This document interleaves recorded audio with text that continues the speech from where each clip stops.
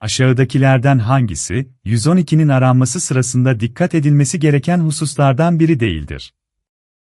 Cevabını yorumlara yaz.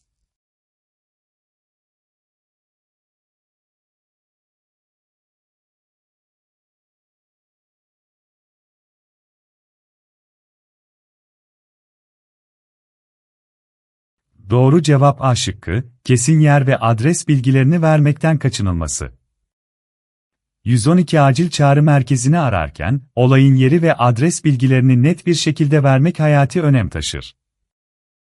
Acil yardım ekiplerinin olay yerine hızlı ve doğru bir şekilde ulaşmasını sağlar. Diğer seçenekler, doğru bilgi aktarımının ve etkili iletişimin sağlanması açısından önemlidir.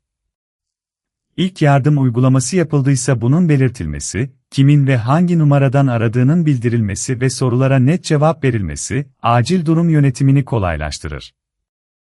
Unutmayın, acil bir durumda doğru ve eksiksiz bilgi vermek, hayat kurtarabilir.